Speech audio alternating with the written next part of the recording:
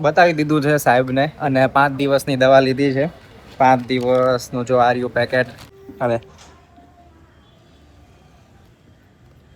ચાલો એટલે એ મૂકી દીધી જો નીચે, પેલા રમાડવાનું પછી જ તે. ગુડ મોર્નિંગ મિત્રો, સ્વાગત છે આપણા નવા બ્લોગમાં. અને આજે સવારમાં હજી તો અત્યારે વાગ્યા છે 11:05 વાર છે અને બધા જ વિડીયો પતી ગયા છે. કેવલ આવ્યો છે. ઘણા બધા કમેન્ટમાં એમ પૂછતા હતા કે કેવલ કોણ છે. કેવલ મનીષાના માસીનો દીકરો છે. ઈ અને આસ્થા ઈ બે અહીંયા આવતા જતા રહેતા હોય, અહીં નજીકમાં જ રહે છે બે. ગઈકાલે આસ્થા આવી હતી.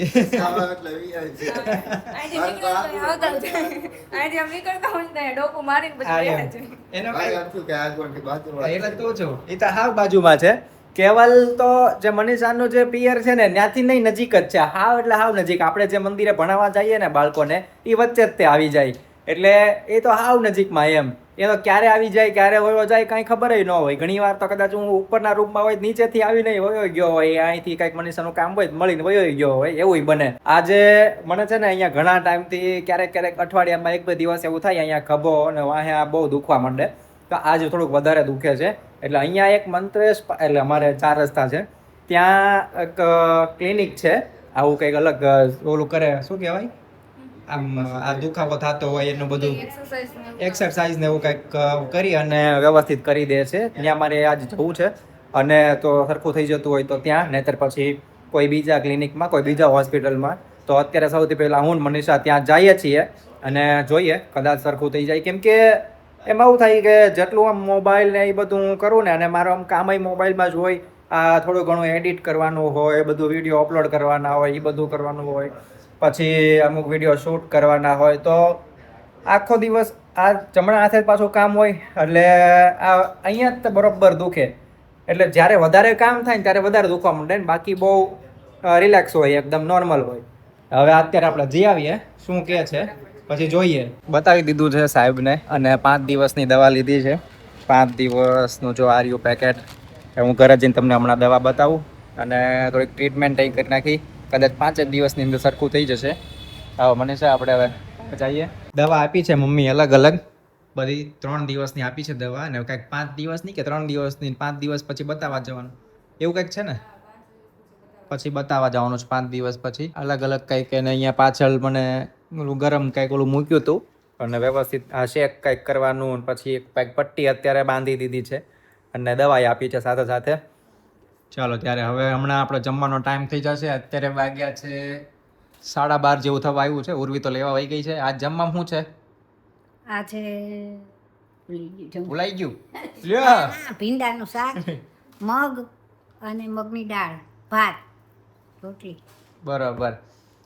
અને હમણાંથી તો કાંઈ રસ હોતો નથી જમવામાં, એટલે હવે ટેવ પડી ગઈ છે ને ઓલી રસ નહીં. તો આમ કંઈક એમ થાય કે રસ વગર મજા ન આવે, ઓલું ગળે ન ઉતરે, અધૂરું લાગે. એટલે ગોળ લેવો પડે છે મારે તો હું આમ કંઈક નું કંઈક ગળ્યું જોવે એવું થાય. જ્યાં સુધી ઓલી મીઠાઈ હતી ને ત્યારે મજા આવી. આપણે ગાડીની જ્યારે મીઠાઈ લાવ્યા હતા ને એમાંય મજા આવી, પણ મીઠાઈ ખાલી થઈ ગઈ. ગોળ લેવો પડે. અને ગોળ તો હું નથી રેગ્યુલર ખાવ, પણ રસ હતો ને ત્યારે નહોતો લેતો. એટલે હવે તો રેગ્યુલર સવાર સાંજ મારે જરાક ગોળ રાખવો પડે. આમ ટેસ્ટ આવવો જોઈએ ગળ્યાનો. મને ગળ્યું બહુ ભાવે એટલા માટે. હા એમ મજા ન આવે. એકવાર તો કેવું થયું હતું, સાંજે જમવા બેઠા હતા, બરોબર ગોળ મમ્મીએ ક્યારે કીધું કે ખલાસ થઈ ગયો છે, લેવા જવાનો છે, અને એમે ભૂલી ગયા હતા લાવવાનો એ દિવસે. અને જમવાનો ટાઈમ થઈ ગયો, જમવા બેઠી ગયેલા. અડધી ભાખરી મેં ખાધી ને મજા જ ન આવી. મેં કીધું હવે ગોળ લાવવો પડશે ગમે એમ કરીને. પછી સામેની દુકાનેથી ફટાફટ ગોળ લઈ આવ્યો. પછી અડધું જમવાનું મેં પૂરું કર્યું, પણ મજા ન આવે એવું. એટલી એમ ઓલી થતી હતી, કઈ આમ ગમે નહીં. શું કેવું તારું મને? ચશ્મા તારા છે ને બહુ આમ વિચિત્ર લાગે તારી ઉપર. કોને ખબર, ચશ્મા થોડોક બદલાવવું પડશે. ચશ્મા બરોબર નથી તારે. મને લાગે આપડી છે ને ફ્રેમ બદલાવી પડશે ગમે ત્યારે. મને તો ગમે છે, તમને કેમ નથી ગમતું? નથી, તારે ફ્રેમ ને બધું સારું જ છે, તારી ઉપર નથી સારા લાગતા આ ફ્રેમ ના. એમ વાત છે. જો કેવા લાગે છે કેજો, જરાક કમેન્ટ કરી દે. આપણે આ કાંઈ વાંધો નહીં, એક કામ કરજો તમે બધા મને કહેજો કમેન્ટમાં કે આ ચશ્માની ફ્રેમ આની ઉપર સારી લાગે છે કે નહીં. અને જો વધારે કમેન્ટ આવશે ને કે નથી સારી લાગતી તો બદલાવાના, પછી સારી લાગે છે એવી કમેન્ટ આવે ને તો નહીં બદલાવાના. વાતાવરણ એકદમ આમ વરસાદ જેવું થઈ ગયું છે અને કાળા કાળા વાદળાય થઈ ગયા છે. પણ હજી વરસાદ આવ્યો નથી. આ એક જ વાર આવ્યો એ આવ્યો. વરસાદ આવ્યો ને ત્યારે આવડું આ કવર આખું ભીનું થઈ ગયું હતું ગાડીનું, અને પછી તો હુકાવા દીધું. 2 દિવસ થઈ ગયા છે ને અત્યારે હુકાઈ ગયું છે. એટલે મમ્મી એમ કહે છે કે આ કવર બધે નડ્યા નડ કરે છે, ખોટું કે અહીંથી આમાંથી આમ બગડે છે અને ખોટું જગ્યા રોકે છે બધી બાજુ, એટલે હિંચકા ઉપર એ જગ્યા રોકે, એટલે ગાડીમાં પાછું મૂકી દઈએ. એમ ટાંકવું તો હોય નહીં, પાછું મૂકી દઈએ, કેમ કે રોજ ગાડી કાઢવાની હોય આપણે છોકરાને ભણાવવા જવા માટે. તો ગાડીનું કવર અંદર મૂકી દઉં. હે, વરસાદમાં પાછું પલ્લે પલ્લે ને ખરાબ થાય ને બધે નડે છે પાછું, એવું થાય છે. હા, ઘડીક થાય તો આ ગાડી ઉપર, ઘડીક થાય તો આ ગાડી ઉપર, હા, ઘડીક થાય તો હિંચકે. અને બીજું મમ્મી છે ને જો રોટલી લઈને જાય છે. હું અને ઉર્વી અમે બે છે ને અલગ અલગ બધા કૂતરાને આપીએ, લક્કી ને કાળું ને. ઉર્વી છે ને એ જાજા ભાગે ઓલો કાળું છે ને એને, અને હજી બીજું છે એને આપે. હું છે ને આ લક્કીને આપું. આવી ગયું જો, મને આ લક્કી જોવે ને એટલે ક્યાંકથી પહોંચી જાય. હવે એ ન ખાવા દે ગાયને, હવે ન ખાવા દે. અને મમ્મી કહું તો શું, એ ન ખાવા દે ગાયને. હવે તારે બીજી લાવવી પડશે. હું વયો જાઉં ને પછી. બાકી જો કે મારે તો આવી ગયું લક્કી. અત્યારે નહીં લક્કી, પછી રમશું આપણે. ખબર પડી ગઈ. જ્યારે ને ત્યારે ઈ ખાઈ જ જાય. એને એમ હોય કે મારી જ હાટું લાવ્યા છીએ. લે હું હતો કે નહીં, તું એકલી હોત ને તો એ કદાચ એમ વાંધો ન આવે. હવે હું વયો જાઉં, પછી આપણે આપી દો બીજી રોટલી, એમ કરો. જોઈ અને ત્યાં સુધીમાં હું એ વયું જશે અંદર નહીં આવે એ કાંઈ. ના નો આવે. અને હું ગાડીનું કવર મૂકી દઉં અંદર. આમાં છે ને ઘણી બધી જગ્યા આવે, અને અમારે પહેલા જે ગાડી હતી ને એમાં તો મેં સીએનજી કીટ અહીંયા ફિટ કરાવી હતી ને તો જગ્યા રોકાઈ જતી હતી. તો આમાં સારું છે, જગ્યા ઘણી બધી છે, એટલે આમાં કાંઈ સીએનજી હમણાં કાંઈ કરાવ્યું નથી ને આમાં તો મને લાગતું નથી કે આમાં કરાવીએ તો સારું રહે. લકી અહીં મારી રાહે ઊભું છે, એટલે એને હું આપી દઉં રોટલી એક, એટલે પછી એ વયું જશે. આજા ઊભો રે. હાલે ચાલો, એટલે એ મૂકી દીધી જો નીચે. પેલા રમાડવાનું પછી જ તે.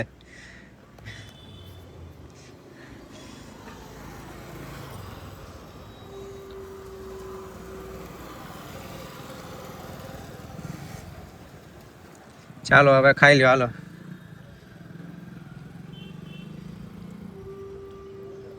જો મોઢામાં લઈને પછી નીચે મૂકી દીધી. મેં કટકો કરીને આપ્યો ને પછી રમાડ્યા પછી જ તે.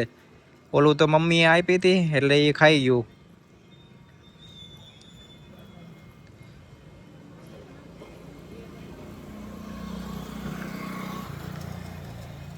પવન મસ્ત આવે છે ને એટલે મમ્મી અહીંયા બેઠા છે હિંચકે.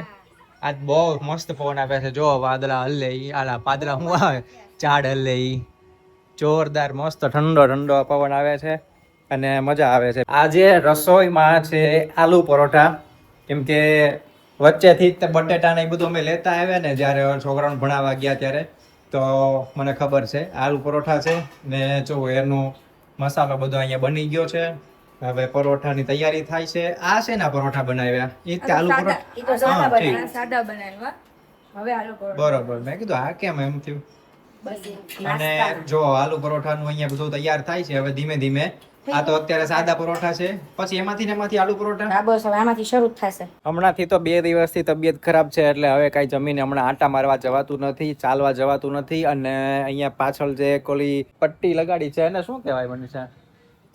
કંઈક એવી ઓલી આવે છે ને જે બ્રાઉન કલરની પટ્ટી આવે છે સ્ટીકર વાળી, એ લગાડી છે. હવે એ કાઢવાની છે હમણાં રાત્રે અત્યારે. અને દવા ચાલુ છે, એ દવા લેવાની છે. હવે એવું થયું, બપોરે મેં દવા લીધી ને તો પેટમાં આમ બહુ ઓલું એકદમ બહુ આમ ભારે દવા છે, તો બહુ ગળમાં ગોળ ગોળ ફરતો હોય ને એવું લાગે, અને આમ થોડીક બળતરા થતી હોય એવું લાગે. દૂધ ને એવું પીવું પડ્યું. એટલે મને એવો વિચાર છે અત્યારે કે રાત્રની અત્યારે નથી લેવી, હવે કાલે જોઈએ કાલે કેમ રહે છે. તો કાલ સવાર સાંજથી પાછું ચાલુ કરી દઈશ રેગ્યુલર, બરોબર ને? કેમ કે આજનો દિવસ હોય તો પછી ઊંઘે ન આવે. એટલે આજનો દિવસ જોઈ લઈએ, ચેક કરી લઈએ, પછી કાલથી જોઈએ. કાલથી ચાલુ રહે તો પછી 2 ટાઈમ લેવાની. હા, પછી 1 ટાઈમ લેવાની. એક ટાઈમ હાલતી હોય તો એક ટાઈમ હાલવાની. કદાચ કાલે કે પરમ દિવસથી પાછું રાત્રે ચાલવાનું આપણે શરૂ કરશું. હવે જોઈએ કેમ રહે છે. આમ થોડોક હાથનો દુખાવો હરખો થઈ જાય ને એટલે આમ તો મેં કદાચ 4-5 મહિના કે 6 મહિના જેવું ચાલવા દીધું. મને એમ થયું કે વાંધો ન આવે તો એમ પાછું વચ્ચે હરખું થઈ જતું હતું કા અઠવાડિયામાં 1-2 દિવસ દુખે પાછું 4-5 દિવસ હરખું થઈ જાય, પાછું 1-2 દિવસ દુખે 4-5 દિવસ હરખું થઈ જાય, એવું બધું થતું.